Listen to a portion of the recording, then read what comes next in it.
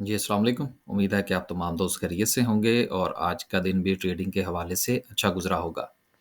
Market आज एक मर्तबा फिर जो है वो 65,000 को टच की लेकिन 65,000 सस्टेन नहीं कर पाया। ये गुज़िश्ता को 2-4 दिन से अगर हम देखें तो 65,000 का जो लेवल है, ये एक साइकोलॉजिकल लेवल बनता चला जा रहा है। और जिस तरह से आज मार्केट जो है, वो अपना 65,244 का हाई लगाने के बाद 64,646 अराउंड अगर हम देखें तो रफ़ली जो है वो कोई 600 पॉइंट्स जो हैं, वो मार्केट ने आज लूज़ किए हैं। मार्केट का कॉन्फिडेंस नहीं बन पा रहा और इस कॉन्फिडेंस के ना बनने के पीछे हमारे यहाँ पॉलिटिकली सिचुएशन जो है, वो ख़राब है। केसेज़ जो हैं वो अदालतों में लगे हुए हैं और देखिए मैं अक्सर अपनी वीडियोज़ में एक बात का ज़िक्र करता हूँ कि हमारे यहाँ हम लोग जो हैं वो बहुत सारी चीज़ों को अंडरस्टैंड नहीं कर पाते। हम लोग अगर स्टॉक मार्केट में काम करते हैं तो हम समझते हैं कि यार पॉलिटिकल चीज़ों का इनके साथ कोई लेना-देना नहीं है। या हमारे यहाँ अगर कोई खुदा ना ख़ास्ता कोई लॉ एंड ऑर्डर की सिचुएशन अगर ख़राब होती है तो उसका स्टॉक मार्केट के साथ कोई लेना-देना नहीं। ये एक बहुत गलत राय है।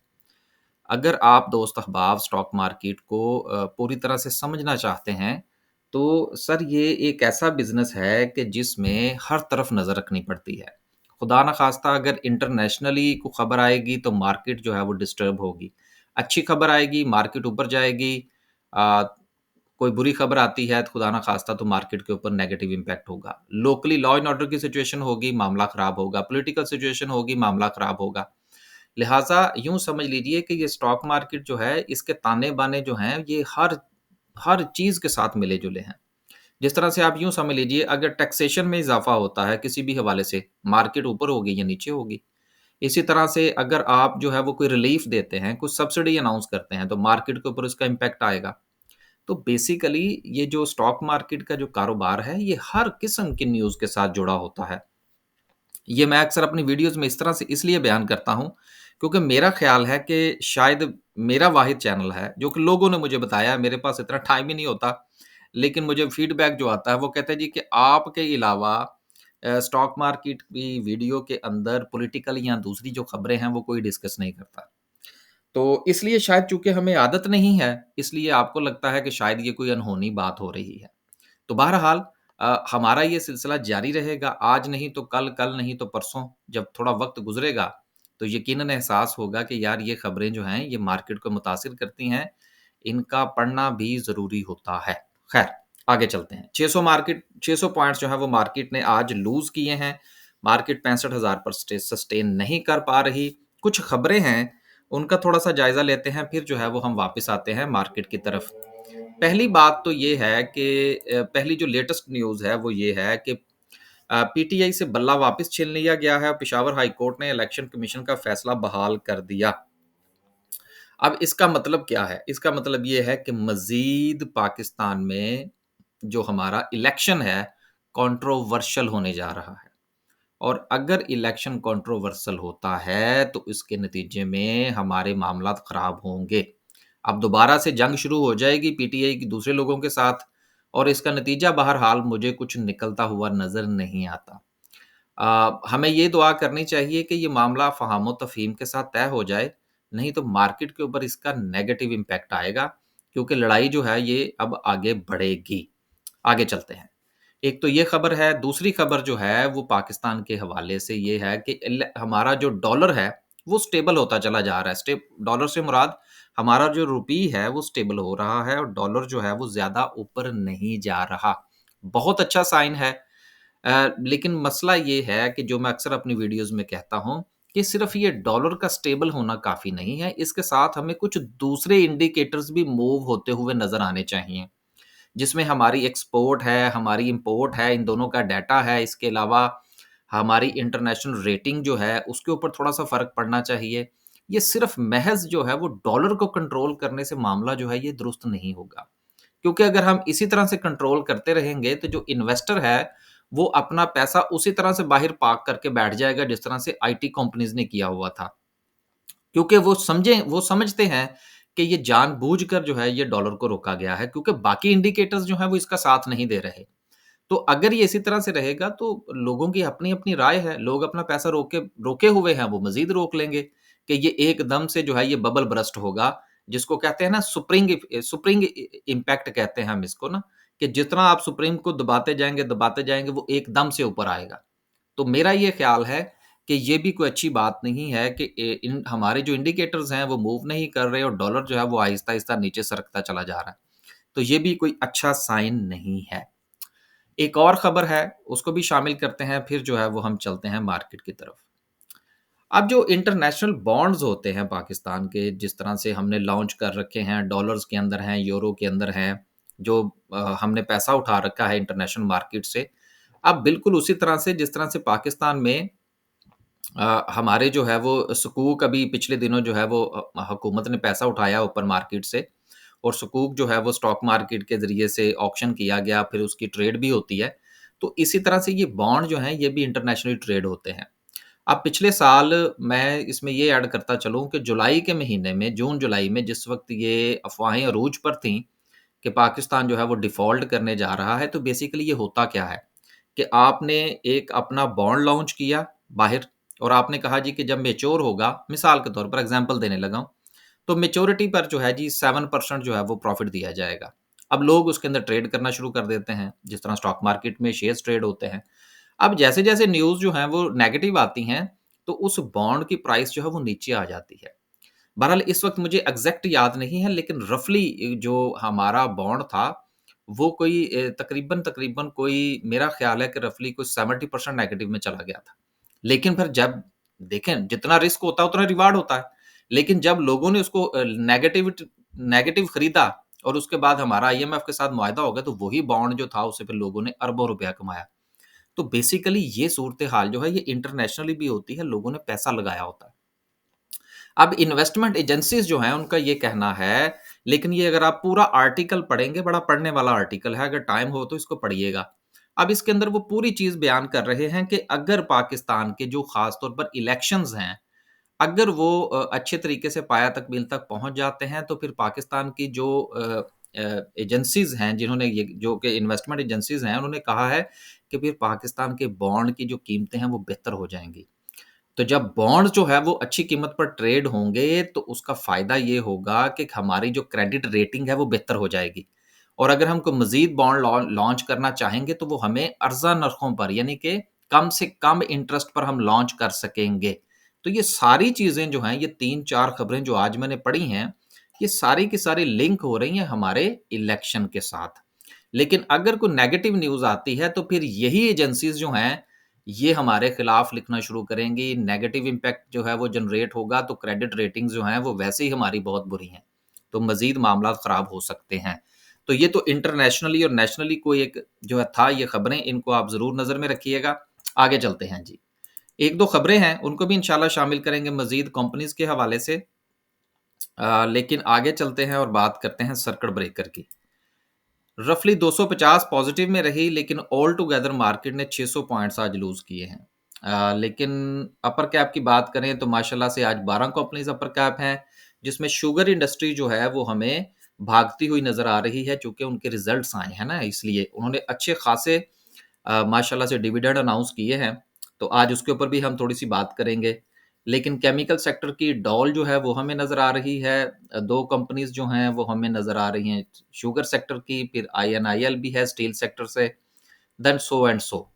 लेकिन हाँ, एएसटीएल भी है जी। लोअर कैप की बात करें तो लोअर कैप में कोहिनूर पावर जितना ऊपर गया था फिर आहिस्ता-आहिस्ता नीचे आना शुरू हो गया है। देखें, जो कैपो कैप ऊपर जाते हैं ना वो फिर कैपो कैप वापस आते हैं।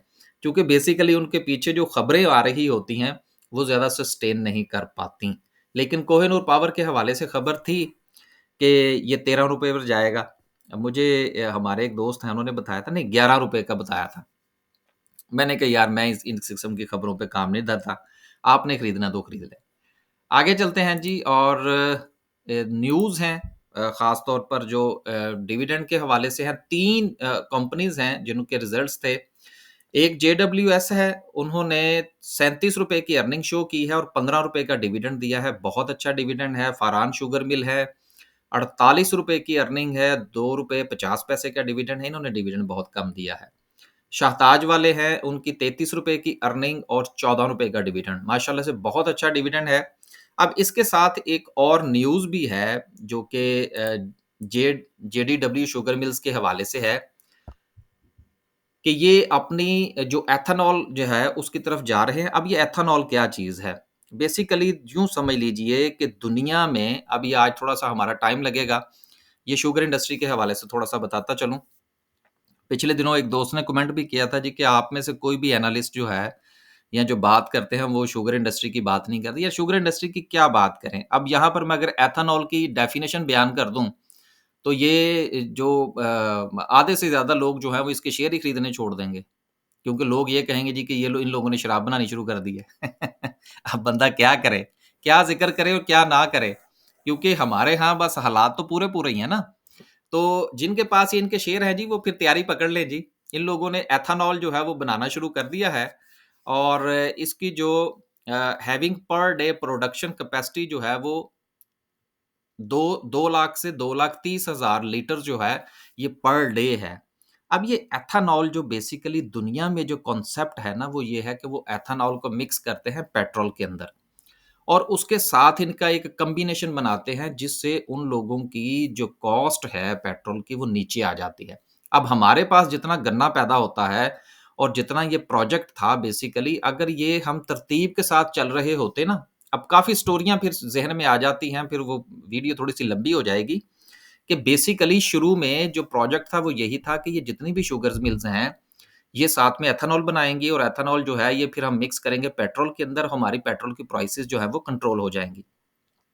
और मज़े की बात ये है कि ये काम जिस वक़्त शुरू हुआ था, तो जहांगीर तरीन साहब की शुगर मिल से भी ये काम शुरू हुआ, फिर उसके बाद दीगर जो थी उन्होंने भी काम किया।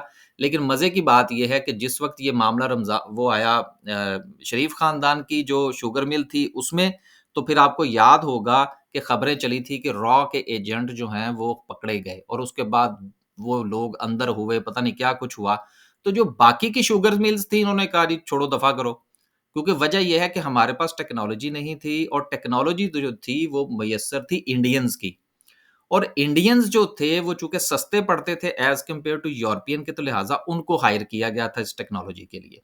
लेकिन ये सारा काम जो है ये होना था, तमाम शुगर मिल्स ने ये काम करना था, लेकिन चूँकि रॉ के एजेंट निकल आए, तो जब तक तो वो लोग काम कर रहे थे, वही कंपनी काम कर रही थी जहांगीर तरीन की शुगर मिल में तब तक वो ठीक थे।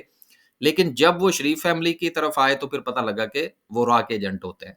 तो बेसिकली ये हमारे पाँव के नीचे से ना ज़मीन खींची गई है, नहीं तो इतना महँगा पेट्रोल नहीं होना था।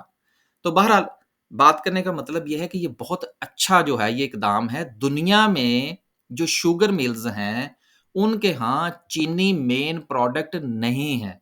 उनके यहाँ चीनी जो है ये एक बाय प्रोडक्ट है। अब बाय प्रोडक्ट क्या होती है ये एक तफ़सील तलब मौज़ू है।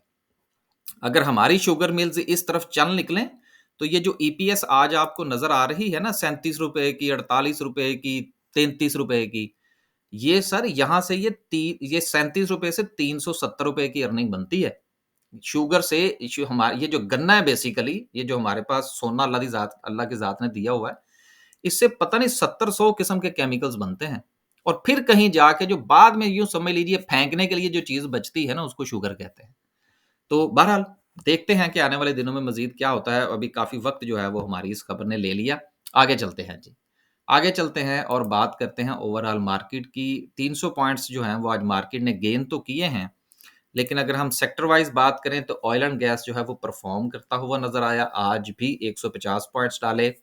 फर्टिलाइज़र सेक्टर ने सिर्फ़ 100 पॉइंट्स डाले, इंजीनियरिंग सेक्टर ने 36 एंड सो 5.77 पॉइंट्स के साथ चीज़ें जो हैं वो चलती रहीं।